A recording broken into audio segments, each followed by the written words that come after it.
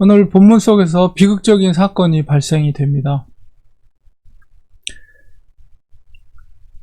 사울이 다윗이 나타났다는 소식을 듣고 이 사울은 기브아, 그러니까 기브아는 이제 베냐민 지파의, 그리고 사울의 원래 고향이죠. 기브아 땅에서 그 창을 들고 에슬나무 아래 앉았다. 지금 이제 베냐민 사람들 앞에 신하들과 같이 있었는데, 거기서 이제 그가 얘기하는 것을 들어보면 그의 판단력이 온전하지 못하는 것을 알 수가 있습니다. 베냐민 사람들에게 얘기하기를 이 다윗에 대해서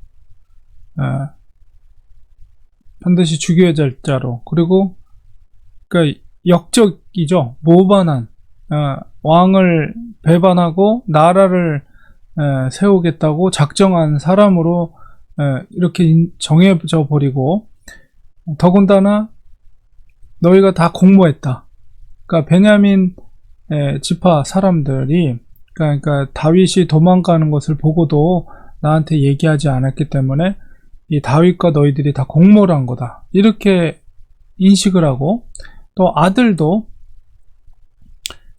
이제 자기한테 대들었던, 그러니까 이 의견이, 다윗에 대해서 의견이 달랐죠. 다윗에게 무슨 죄가 있는데 아버지가 죽이려 하느냐. 그래서 이제 언쟁이 있었는데, 아들조차도 신하들을 선동해가지고 매복해가지고 나를 죽이려고 한다, 이렇게까지 얘기를 합니다. 그러니까 이제 지금 사울왕 입장에서는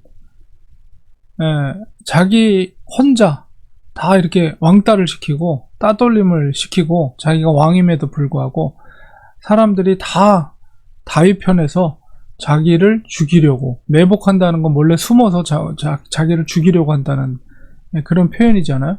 그래서 자기를 죽이려고 한다. 자기 편에 산 사람이 아무도 없다, 이런 식으로 이제 생각하는 거죠. 근데 사실은 그게 아니잖아요.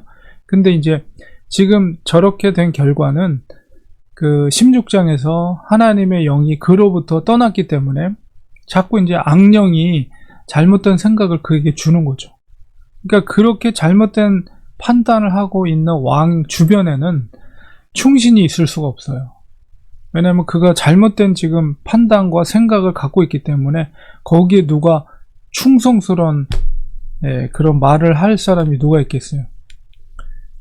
그래서 기회주의자였던 도액, 에돔 사람 도액 같은 사람만 그 왕 주변에서 자기의 세력을, 자기의 어떤 출세를 위해서 악한 말을 하게 됩니다. 뭐냐면 이제 그 노 땅에서, 바로 하나님 성전이, 하나님의 그 성막이 있었던 곳에서 도액이 목자장이었죠. 사울왕의 목자장인데 도액이 그걸 봤잖아요. 다윗과 아히멜렉, 제사장이었던 아히멜렉과의 대화와 모든 과정을 보고 있었어요. 그래서 그것을 이제 고하죠. 다윗의 그 사울왕에게. 사울왕이 이럴 줄 알았다. 제사장 아히멜렉도 다윗과 공모를 해가지고 나를 죽이려고 하는구나, 이제 그런 생각을 가진 거예요. 더군다나 먹을 것뿐만 아니라 블레셋의 사람 골리앗의 칼도 그에게 주었다는 것을 들었을 때, 이건 분명히 공모하고 나를 죽이려고 작정한 것이다. 이제 사울은 그렇게 생각을 하게 된 것이죠. 그래서 제사장을 부릅니다. 그래서 제사장과 이제 대화하는 내용 속에서 제사장은 그래도, 아히멜렉은 충원을 해요. 진짜 사실만을 얘기합니다. 그래서 막 신문하는 과정 속에서 아히멜렉이 14절에 이제 다윗에 대해서 얘기합니다. 다윗은 모든 신하 중에 다윗처럼 충성된 사람이 어디 있습니까? 그는 왕의 사위이고 왕의 호위대장이고 왕실에서 정말 존귀한 자가 아닙니까? 존경을 받던 자가 아닙니까? 왕에게 직언을 하죠. 당신이 지금 잘못 생각하고 있다, 다윗에 대해서. 그것을 얘기하는 거예요. 그리고 이 아히멜렉이 이렇게 말하는 데에는 15절에 보니까 내가 그를 위해서 하나님께 물은 것이 오늘이 처음이 아니다. 그러니까 항상 기도하면서 하나님이 주시는 응답대로 그의 행동을 처신했다는 거죠. 그래서 왕이 지금 이야기하는 것은 특별히 서로 짜고 모반하고 왕을 거역하고 나라를 새로 세우겠다고 하는 그런 계획들은 말도 안 되는 거다. 그런 생각을 갖지도 않았고 나 알지도 못한다. 직언을 얘기했을 뿐만 아니라 분명하게 하나님의 주시는 기도의 응답 가운데 자기가 행동했다는 것을 이야기합니다. 물론 이제 다윗이 거짓말을 했기 때문에 거기서 그 거짓말을 한 것에 대해서는 아히멜렉은 알지 못했죠. 이 왕이 이제 아무리 직언을 해도 그가 귀가 이제 막혀 있기 때문에 듣질 못하는 거야. 그리고 분명하게 저 아히멜렉 제사장 아히멜렉도 다윗과 모반하고 같이 짜고서는 나를 죽이려고 하는 것이다 라고 확신을 갖게 됩니다. 그러고서는 이제 돌아가는 이 제사장을 이제 쫓아가서 호위병들한테 가서 죽이라 명령하지만 사실 제사장을 누가 죽이겠어요? 하나님의 제사장, 거룩한 제사장을. 그래서 이 에돔 사람이었던 도액에게 가서 죽이라고 명령을 합니다. 그 에돔 사람은 이 기회주의자이고 어떻게든 출세를 하기 위해서 왕의 명령이니까 물부를 가지지 않고 이제 노스로 가서 제사장을 죽입니다. 아히멜렉을 죽이고 완전히 진멸을 시킵니다. 노베에 있던 제사장뿐만 아니라 모든 제사장, 세마포를 입고 있었던 제사장 85명을 죽이고 그 다음에 남녀 어린 아이들, 모든 제사장의 가족들 다 죽이고 그리고 소와 나귀, 양 모든 생명체를 칼로 다 죽이는 잔인한 아주 극악무도한 그런 엄청난 사건이 벌어지게 되는 것이죠. 그러니까 이 왕이 올바른 판단을 할 수 없는 그런 상황 속에서 이런 도액과 같은 기회주의자들만이 왕 주위에 있을 수밖에 없고 결국은 제사장 85명과 그의 모든 가족들이 진멸되는 사건이 벌어지게 되었어요. 물론 이 사건은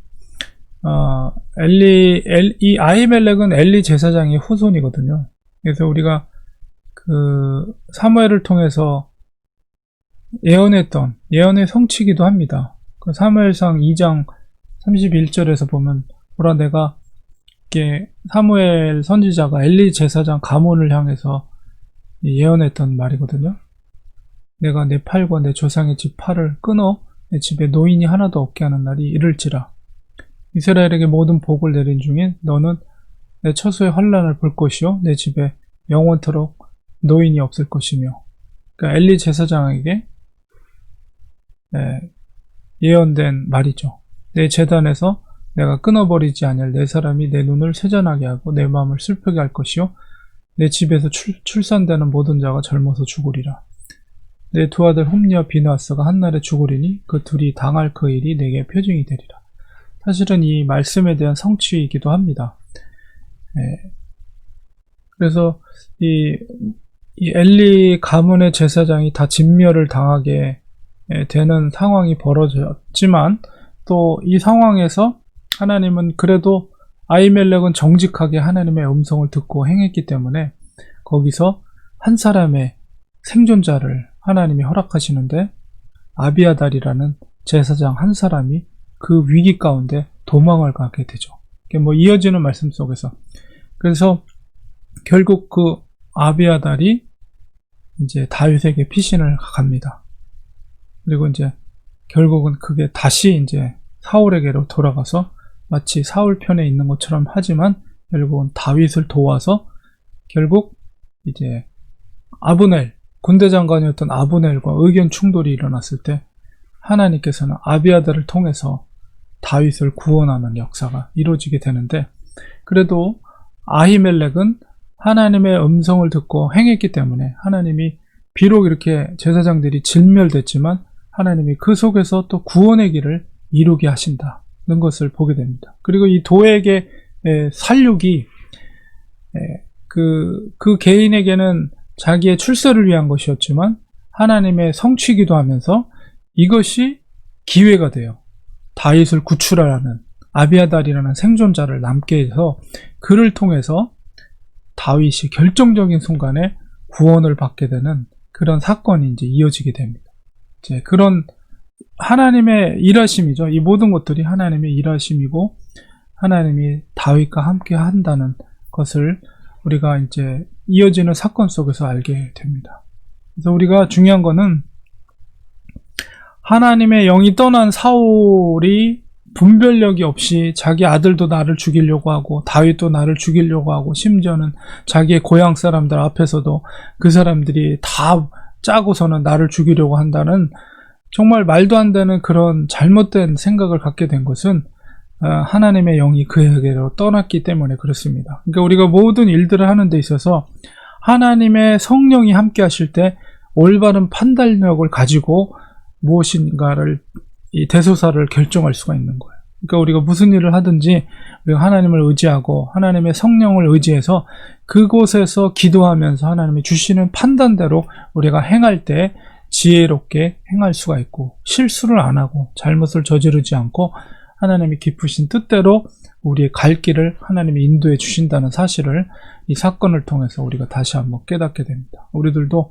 성령을 의지해서 아무리 내가 능력이 있다 할지라도 오직 성령님이 함께 하실 때 우리가 올바른 판단을 할 수 있다는 사실을 믿고 이 사건 속에서 그 교훈을 얻으시고 성령을 의지하여 성령이 주시는 마음대로 판단하는, 결정하는 우리가 되어야 되겠습니다. 기도하겠습니다. 하나님 아버지, 오늘 말씀 속에서 하나님의 영이 떠났을 때 사울 왕이 얼마나 잘못된 판단을 하고 잘못된 생각을 갖게 되는지를 우리가 보게 됩니다. 하나님, 우리가 이 세상을 살아갈 때 많은 결정해야 될 중요한 문제 앞에서 전적으로 성령님의 지혜를 구하게 하시고 하나님의 음성을 들을 수 있는, 그래서 그 뜻대로 선택하고 결정하고 그 뜻대로 순종할 수 있는 우리들이 되게 하여 주시옵소서. 예수님의 이름으로 기도합니다. 아멘.